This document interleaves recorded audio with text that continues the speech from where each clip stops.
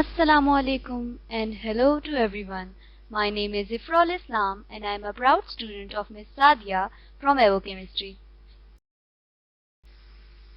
This video is using pictures from Pixabay, Unsplash, Dreamstime, Platicon, Adobe Stock and some GIFs from Jiffy. Bismillah Rahmanir Rahim, starting with the name of Allah, the most merciful and the most beneficent. At the start, we will discuss that water is a unique resource created by Allah. We can use it in many forms, like washing, bathing, cleaning your house, and washing dishes.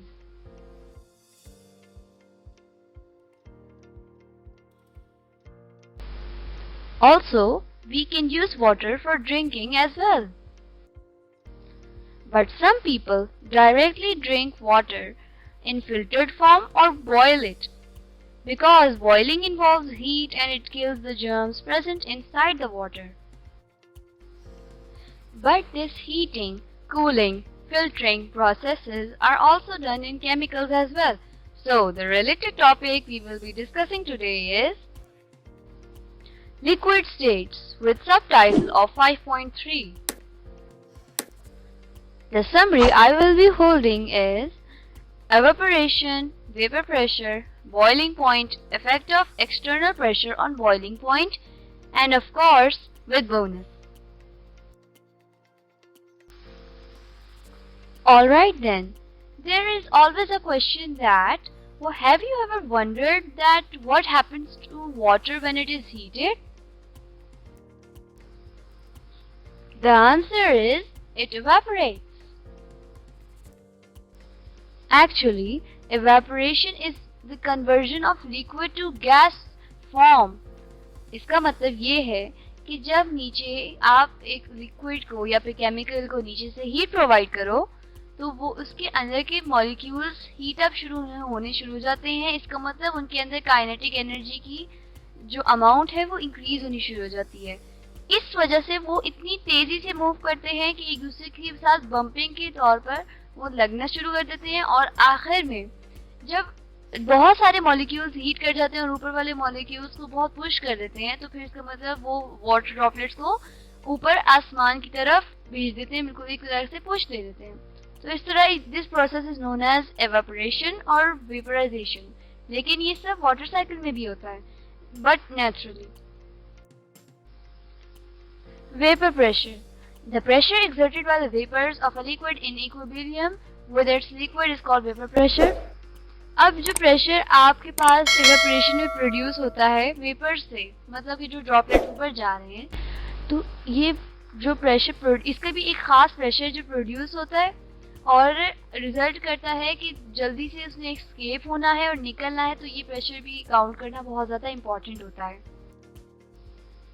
Here's an image of a utensil like covered with droplets. Also, did you know that this vapor pressure can be strong enough to blow the lid off the pot?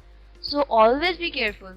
जब भी आप lid को हाथ लगाएं थोड़ा सा ध्यान रखें क्योंकि इसके ऊपर का एरिया बहुत ज़्यादा गर्म हो जाता है और जो इसके अंदर के ड्रॉपलेट्स हैं ये इतने स्ट्रॉन्ग हो सकते हैं कि आपकी जो ये ढक्कन होता है, ये लिड होता है, इसको ऊपर की तरफ पुश कर दे और ये मतलब हवा में भी उड़ जाता है ऐसे, लेकिन उड़ता नहीं रहता, जमीन पे भी आ जाता है. Now for boiling point. The temperature at which vapor pressure of a liquid becomes equal to the external or atmospheric pressure is known as boiling point. एक ऐसी लिमिट जो है, मतलब बॉइलिंग पॉइंट एक ऐसी लिमिट है कि आप नीचे से हीट प्रोवाइड करते हो पानी को या फिर आप किसी और फ्लूइड को या केमिकल को, तो एक ऐसी लिमिट जिसपे वो हीटिंग पहुंच जाते हैं कि अब उसकी वेपराइजेशन प्रोसेस जो है वो स्टार्ट हो जाए. तो इसका मतलब बॉइलिंग पॉइंट में थोड़ा सा हाथ एक्सटर्नल प्रेशर का भी होता है, लेकिन वो मैं आपको आगे समझाती हूँ. तो इस लिहाज से एक्सटर्नल प्रेशर को काउंट करने के लिए जो वैल्यू हम इस्तेमाल करते हैं mmHg में वो 760 होता है और kPa में काउंट करना है तो 101.325 एट सी लेवल. ये नॉर्मल लेवल्स डिस्कस हुए हैं. Remember that to protect your hands from the boiling water and the steam produced by it, because it can seriously damage your hand or any other body part. Well, that's true, and we are hearing this advice from the smart man, and here is the man gone. लो जी, तो आपको ये बताने का मकसद ये है कि कभी एक्सपेरिमेंटल पे जब आप ये परफॉर्म करते हो तो उसमें इसका नुकसान हो, मतलब आप अपने आप के ये थोड़ा नुकसान पैदा कर सकते हो या किसी और के लिए, तो हैंडल विद केयर इस काम, क्योंकि ये बहुत डेंजरस है, क्योंकि इसकी अकेली स्टीम आपकी स्किन को इंटरनली जला देती है।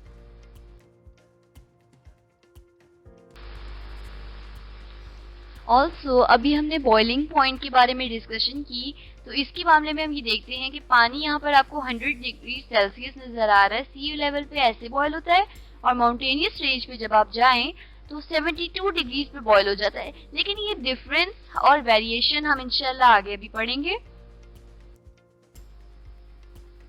So here's a short clip showing that what atmospheric pressure can do.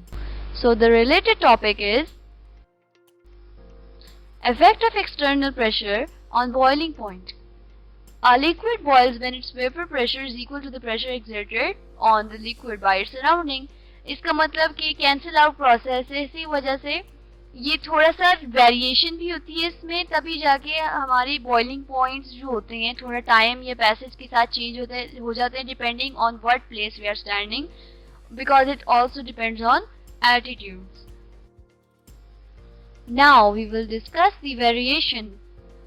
Liquid boils when their vapor pressure is equal to the pressure exerted on the liquid by its surrounding. हमने अभी ये definition पढ़ी, तो ये definition थोड़ी सी कहते हैं कि लगता है कि थोड़ी समझने की ज़रूरत है। हालांकि अब आपने बस एक काम आपने करना है, मतलब एक बात याद रखनी है कि the normal point of water to boil is 100 degree Celsius. अभी इसकी जो है वेरिएशन हम अभी ये डिस्कशन करेंगे। It must be puzzling, right?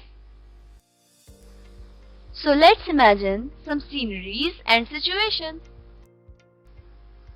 Okay then, let's imagine that we are in Himalaya, and you know Himalaya is a very cold place and it is a little bit above the ground. तो ये थोड़ी सी ऊपरी जगह है, तो आप वहाँ पे थोड़ा सा टूर पे गए हो और आपको बहुत ही दिल चाह रहा है कि आप कोई हॉट ड्रिंक लो, मतलब कि जैसे कि कोई हॉट चॉकलेट हो जाती है या फिर कॉफ़ी हो जाती है। तो जब आप इस ड्रिंक को लेने के लिए सबसे पहले आपको मिल्क को हीट अप करना पड़ता है।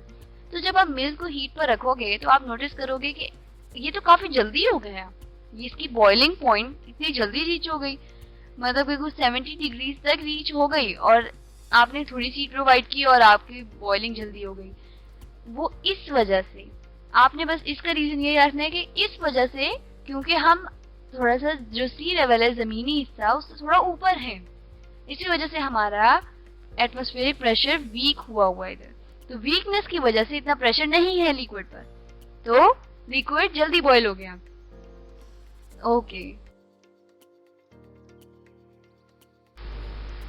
Okay, now let's imagine that we are at sea, enjoying our time, and you are feeling very warm here.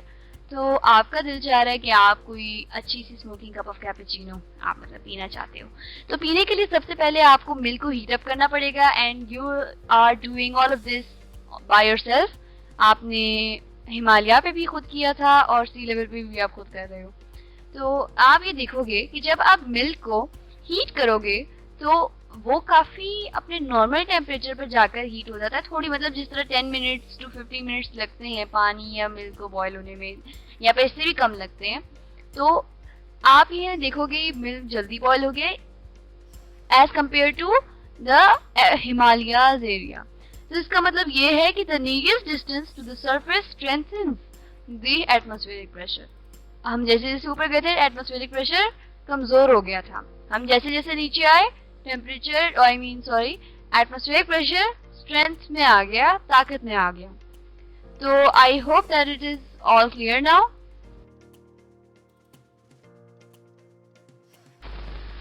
Okay, now we will discuss the pressure in cooker.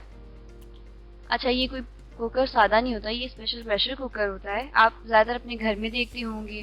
तो सारे pressure की limits को discuss करते हुए इसका आना जरूरी था, because utensil play a very big part in boiling process, vaporisation, filtering etcetera. तो अच्छा, ये प्रेशर कुकर का ये काम है कि आप जब इसके अंदर कुछ बॉइलिंग के लिए सामान रखते हो तो आप चाहते हो कि ये अंदर से अपनी कोर तक अच्छी तरह बॉयल हो, और बॉयल होने से मतलब सॉफ्ट हो जाता है, तो आप इस तरह के डिजायर्ड रिजल्ट चाहते हो। तो इस लिहाज से इसको टेम्परेचर कम अज कम भी 120 डिग्रीज मतलब 100 डिग्री से 20 डिग्रीज ऊपर इसको वाटर बॉइलिंग के लिए प्रेशर चाहिए होता है, आई मीन टेम्परेचर। तो इसका अंदर का प्रेशर जब तक 2 atm, पहले तो 1 atm था ना नॉर्मल, तो अब 2 atm ना पहुंच जाए तब तक ये इसके अंदर कोई भी सामान बॉयल नहीं होता। लेकिन इसी वजह से हम ज्यादा कहते हैं कि इस जल्दी से मतलब आप इसमें कुछ बॉयल कर रहे हो, अब निकाल लो, because it's going to burn. So I hope that now it's all clear. Bonus time! Now I have planned some self-assessment exercise 5.5. I'm going to explain it all and you may take a screenshot और आप इसमें से help ले सकते हैं और लिख सकते हैं कहीं पर भी।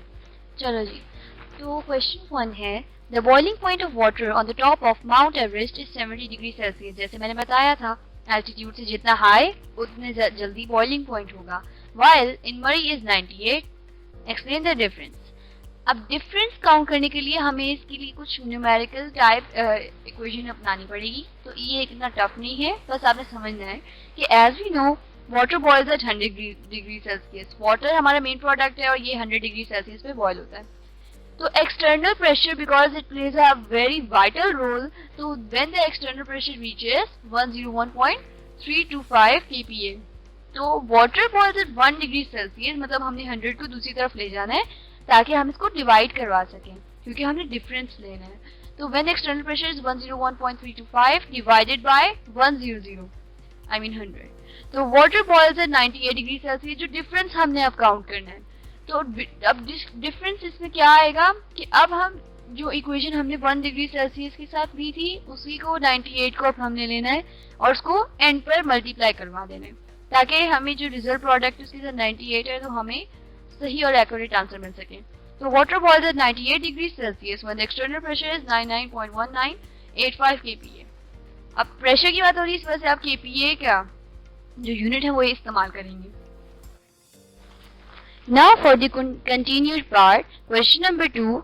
If you try to cook an egg in boiling water while camping at an elevation of 0.5 km in the mountain, you will find that it takes longer than at home.